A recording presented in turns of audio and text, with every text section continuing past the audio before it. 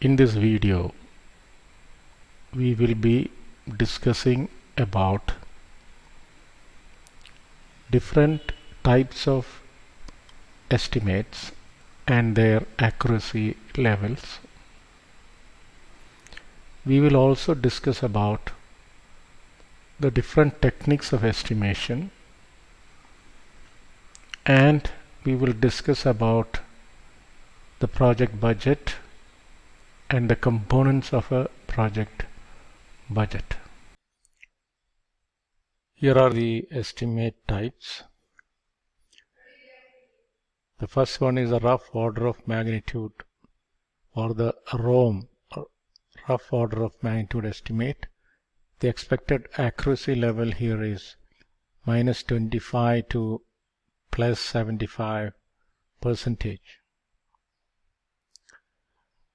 Then we have the preliminary estimate, where the expected accuracy level is -15% to 50%. Then we have the budget estimate, or the budgetary estimate, where the expected accuracy level is -10 to +25%. And we have the definitive estimate within the range of -5 to +10%. And we have the final estimate, which is the 100% accurate. Without the help of a work breakdown structure, we will not be able to achieve a definitive estimate of -5% to 10%.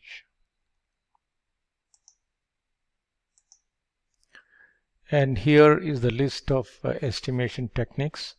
We have analogous estimation, parametric estimation, 3-point estimates, expert judgment, bottom-up estimation, and the cost baseline as well.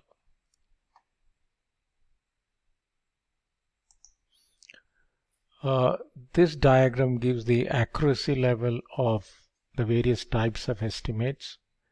Analogous estimation accuracy level is very low. Generally, it is done during the initiation phase of the project. Then we have the planning phase.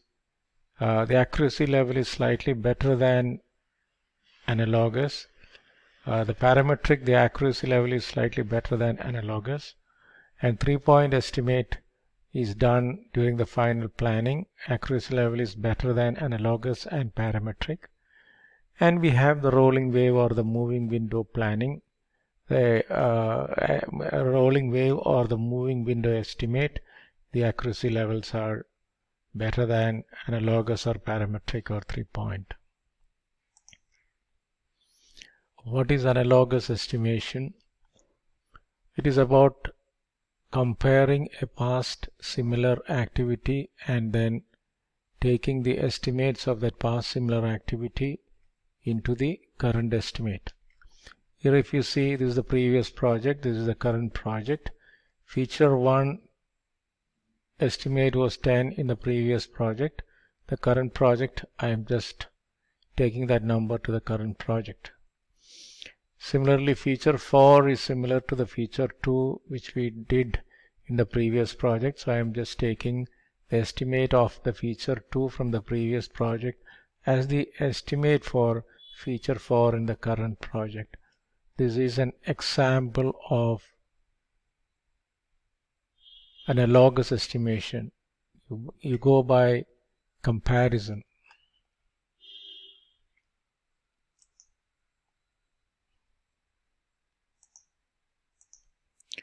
Then we have the parametric estimation. This is based on an index or an average. Examples for this could be cost per square feet, cost per square meter, average distance per hour, kind of thing. So if I'm estimating a runway in an airport, I will estimate per square meter how much it is going to cost, then totally how many square meters are there.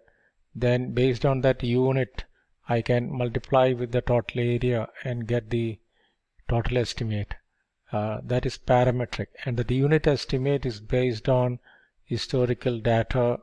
It's an index of the historical data, so we call it as parametric estimation. Parametric is always more accurate than analogous. Then we have the 3-point estimate. For every element to be estimated, we come out with three estimates: the optimistic, pessimistic, and the most likely. When I say optimistic, everything goes fine, nothing goes wrong, the most aggressive estimate. Pessimistic, whatever assumptions we made, everything happened, so that is a pessimistic.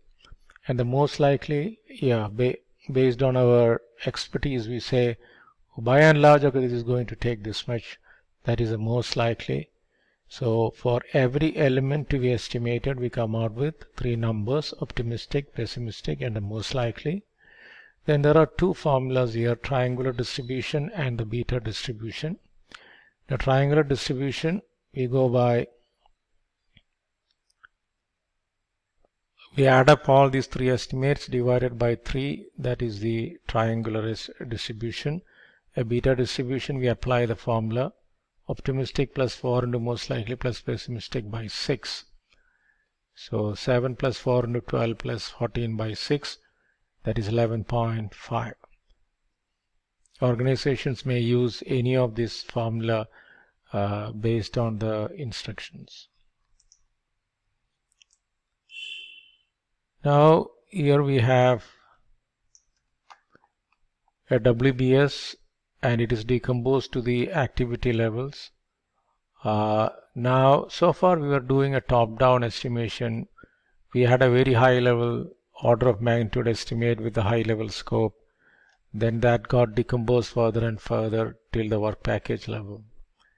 Now we have decomposed the work packages into activities, and that gives us a great opportunity to estimate at the activity level and then roll up to the work package level. Then roll up the work package level estimates to the project level. This we call as a bottom-up estimation.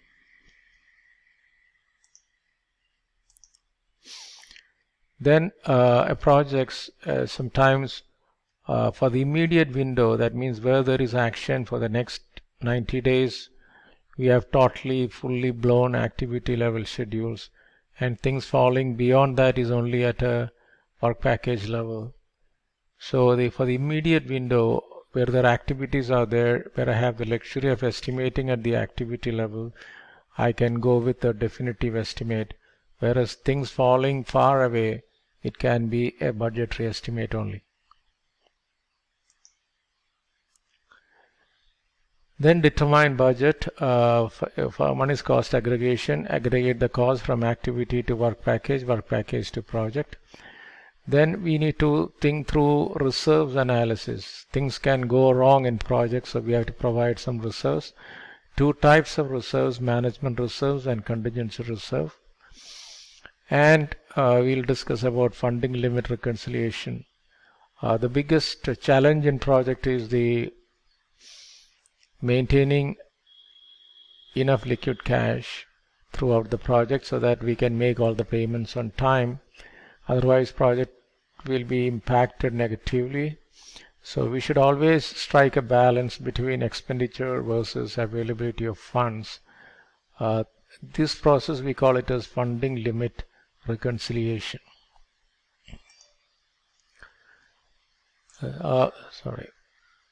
So this diagram gives explains the management reserves and contingency reserve. Now at an activity level, we estimate the activity cost, and on top of it we add an activity contingency reserve as well, because things can go wrong, so I'm adding some contingencies here. Similarly, at a work package level, I had some contingencies at a work package level, so then I add up all the work package estimate, I get the control accounts. Then I add up all the control accounts, I get the cost baseline for the project, and at the project level we add some management reserve, and that becomes the project budget. This contingency reserve, the project manager has a say in using the contingency reserve, whereas for management reserve it is primarily for scope changes and stuff like that, so we need management approval. For utilizing the contingency reserve, project manager can decide when to use the contingency reserves and stuff like that. To summarize, we started with the types of estimate. We discussed about rough order of magnitude, accuracy level -25 to 75%. Preliminary estimate accuracy level is -15 to +50%. Budgetary estimate accuracy level is -10 to +25%. And definitive estimate, the accuracy level is -5 to 10%. And final estimate expected accuracy level is 100%. Then estimation techniques, we discussed about analogous, parametric, 3-point, expert judgment. And within 3-point, we discussed two formula, that is triangular and beta. Triangular is optimistic plus pessimistic plus most likely by 3, whereas beta is optimistic plus 4 into most likely plus pessimistic by 6. We discussed about expert judgment, bottom-up estimation, cost baseline, and the rolling wave or the moving window planning. So if you have not subscribed to our channel, please subscribe so that you will get all the latest releases of videos without any delay. Thank you.